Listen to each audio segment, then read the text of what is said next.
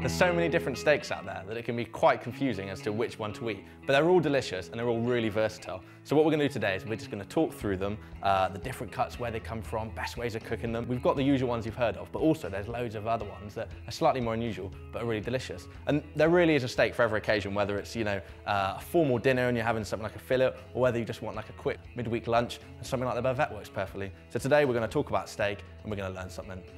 When you're looking for a steak, there's a few points you want to look out for. First one is colour. Now, we've all seen meat when it's looking really shiny and red, but actually this is not necessarily an indication that it's good to eat. It means it hasn't been hung long enough.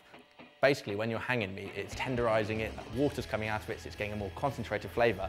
But as a consequence of that, it darkens in colour. So that's a good quality sign to look for meat that's got a slightly darker colour, not that kind of pink red. The other thing to look for is fat, whether it's a nice bit of covering on the outside of your rump, but the main one you're looking for is marbling. Now these are little speckles of fat that are going through the meat. Now, don't be discouraged by that. That basically means it's going to be really tender and really succulent. That's going to melt into the meat and self-baste it. Absolutely delicious.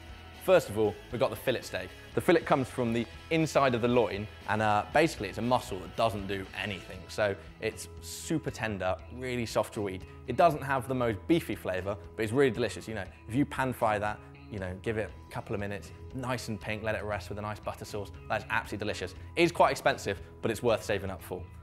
So moving on, we've got our sirloin steak. So this comes from the loin of the animal, and history tells us that a king liked it so much that he knighted it. It's really delicious. It's quite a tender steak because, it hasn't done a lot of movement down there. It doesn't have the most beefy of all flavours, but it's more flavoursome than the fillet. It's the next one along. Very tasty. It's got this little bit of fat running down the edge. You don't need to eat that, you can chop that off. But when you're cooking that in the pan, that fat's going to render and that's going to keep the steak nice and juicy. So cook with it on, and if you don't want to eat it, you don't have to.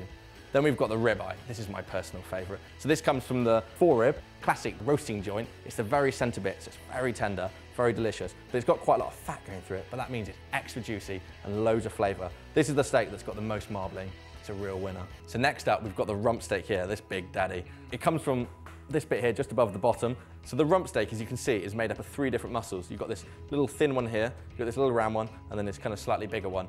Classically, butchers would always just cut their steak as one big piece, but what I'm going to tell you about now is these different steaks, which is more along the seam butchery, which is kind of a new style where you're taking the muscle joints off, which means that rather than having 3 textures in one steak, we're going to get a really nice one as one individual, which as a chef, it makes it easier to cook. So moving on, we've got our bistro rump. This basically is this eye of meat in here. Very tender, very delicious. There's no fat or anything, nice bit of marbling. That makes really good for grilling. It's a real firm favourite. And because it's quite long, you can cut them nice and chunky. It's kind of a bit like a fillet steak, but it's got more flavour. So now we've got this one here, which is called picanha, South American name. And it's basically this part of the rump here. They use it classically on their barbecue, so it's got loads of flavour. It's got this nice bit of fat on the top, so when you kind of crisp it down the bottom, that gets nice and crispy, and also self-baste it. So it's a really good flavoursome steak, and also it's quite lean actually on the meat, so it's good for you. And then we've got our French one here, which is the bavette steak, which is our French cut. This comes from the skirt, which is this part of your flank along here. And it's quite a cheap cut, but it's absolutely delicious, and it's underused, to be honest, and people should eat more of it. If you can see, it's got quite a loose texture, but when you cook that quite pink and medium rare, and then just slice it thinly against the grain, it's absolutely fantastic. That in a steak sandwich, it's blinding.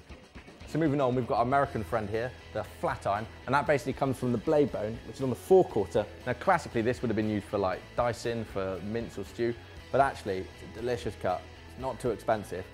The only thing about it is that you've got to have it medium rare, because once it's overcooking, it becomes quite tough. But that on the barbecue, rested, sliced thinly, absolutely delicious. It's a real winner.